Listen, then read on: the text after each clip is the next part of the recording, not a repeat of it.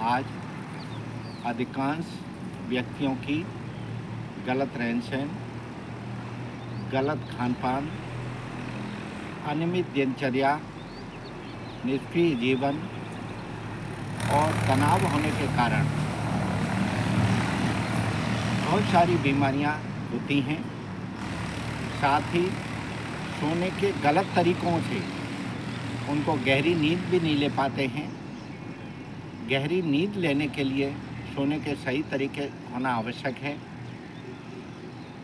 व्यक्ति को शारीरिक रूप से, मानसिक रूप से, आध्यात्मिक रूप से और सामाजिक रूप से स्वस्थ रहने के लिए गहरी और अच्छी नींद होना आवश्यक है।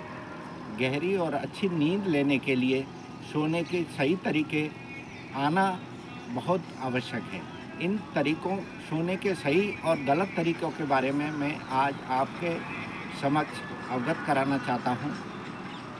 बहुत सारे लोग इस तरह से पीठ के बल लेटते हैं और पीठ के बल लेट करके इस तरह क्रॉस टांगें रख लेते हैं और कई लोग इस तरह से टांग रख लेते हैं। ये सोने का सही तरीका नहीं है। कई लोग पीठ के बल लेटते हुए हाथों को सीने पर रख लेते हैं। इससे भी हमारा हृदय पर और लीवर पर प्रभाव पड़ता है, विपरीत प्रभाव पड़ता है। ये भी सही तरीका नहीं है। कई व्यक्ति सोने के लिए अपने हाथों को माथे पर या आँखों पर इस तरह से रखते हैं।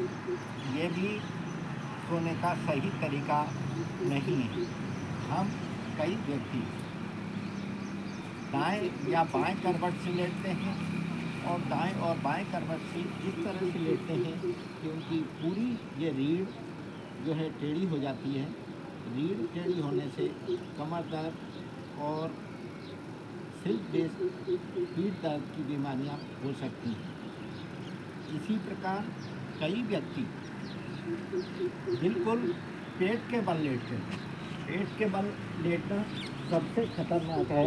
इससे हमारा पूरा हृदय, रीढ़, गर्दन और हमारे पेट के सभी आंतरिक अंगों पर विपरीत प्रभाव पड़ता है।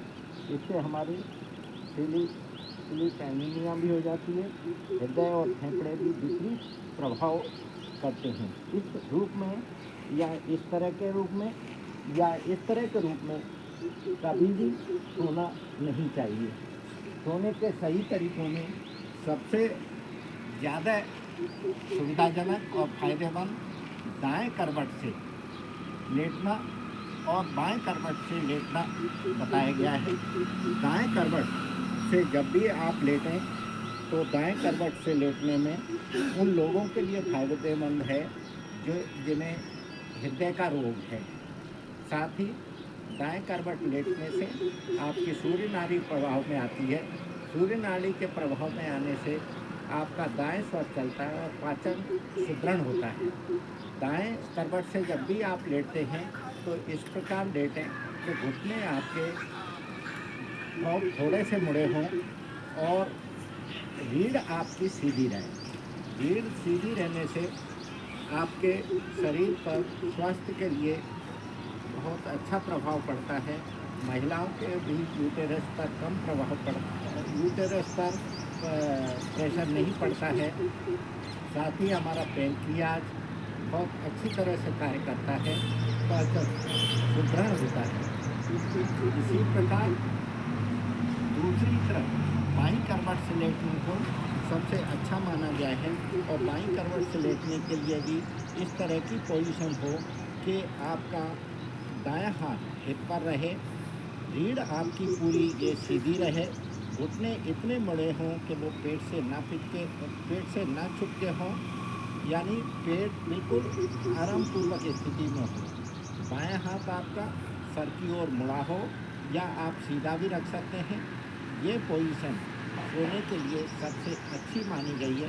इससे आपकी गैस, एसिडिटी भी नहीं बनती है पाचन शक्ति आपकी सुदृढ़ होती है और सभी स्वास्थ्य के ऊपर बहुत अच्छा प्रभाव पड़ता है।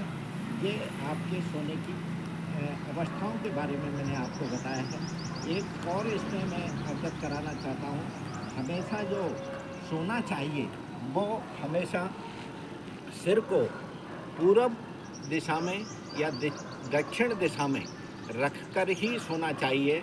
पूर्व दिशा में सिर रखकर सोने से ज्ञान की वृद्धि होती है और दक्षिण दिशा में सिर रखकर सोने से हमारा स्वास्थ्य अच्छा बनता है, साथ ही सद्भाव भी आता है।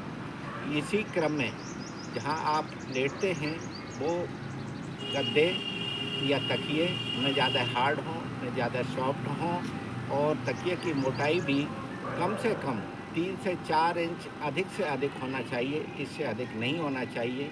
ये कुछ बातें हैं जो सोने के सही तरीके, सोने के सही पोजीशन के बारे में मैंने आपको अवगत कराया है। इससे आपको गहरी नींद आती है और गहरी नींद जब आएगी तो आप स्वस्थ बन सकेंगे, स्वस्थ रह सकेंगे। धन्यवाद। क्या मिनट का बन गया? 6 मिनट हटा है 19। हाँ ठीक, चलो।